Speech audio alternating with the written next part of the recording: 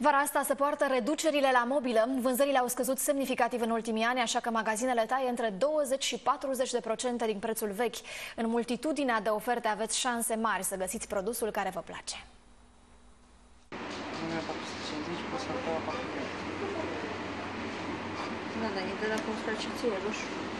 Chiar și la preț redus, unora le vine greu să scoată bani în buzunar pentru un pat nou, alții însă nu vânează chilipiruri. N-am umblat după reducere, acum am avut banul.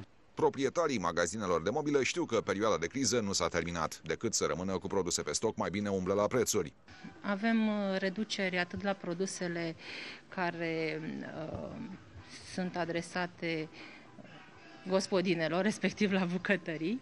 Avem reduceri la dormitoarele matrimoniale și nu în ultimul rând și la produsele care la tapiserii, respectiv canapele, colțare de bucătărie.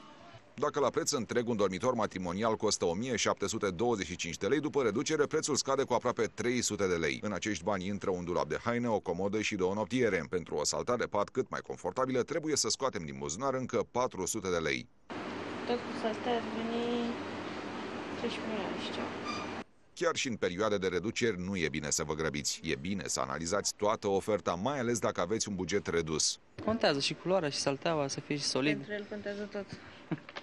În afara prețului și a diversității ofertelor, producătorii încearcă să acopere dorințele unui consumator român tot mai sofisticat. În acest moment ne aflăm pe o creștere a cererii pentru mobilier, în special pentru mobilier la comandă. Potrivit Asociației Producătorilor de Mobilă din România, mai mult de 75% din producția de mobilă a companiilor autohtone, în valoare de peste 1,8 miliarde de euro, a luat drumul exportului. Pe de altă parte, în 2011, consumul intern a coborât cu peste 17% față de valoarea atinsă în urmă cu 2 ani, la mai puțin de 800 de milioane de euro.